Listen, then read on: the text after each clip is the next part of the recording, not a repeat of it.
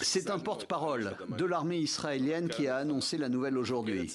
Le plus haut gradé de l'armée iranienne a été tué.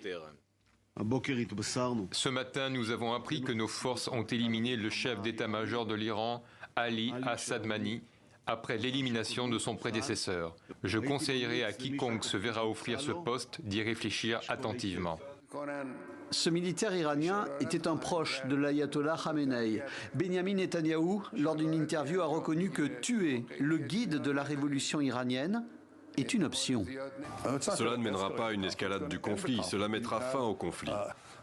C'est la guerre éternelle que veut l'Iran. Il nous amène au bord de la guerre nucléaire. En fait, ce que fait Israël, c'est empêcher cela.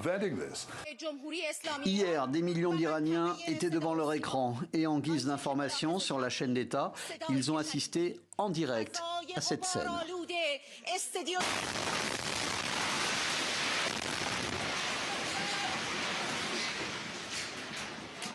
Le chef de la diplomatie iranienne a fustigé la lâcheté des frappes israéliennes contre la télévision d'État. L'attaque aurait fait au moins 3 morts. Je ne sais pas combien de mes collègues se trouvaient à l'intérieur. Ils nous avaient dit d'évacuer la zone, mais tout le monde est resté jusqu'au dernier moment pour montrer au monde l'image de la puissance de l'Iran, ce que le régime sioniste ne veut pas. À Téhéran, le grand bazar, d'habitude si bruyant et animé, est désert. Dans le poumon économique de la capitale iranienne, tous les rideaux de fer sont baissés. La nuit dernière, bon nombre d'habitants de Téhéran ont pris la direction de l'ouest afin de fuir les bombardements de l'armée israélienne.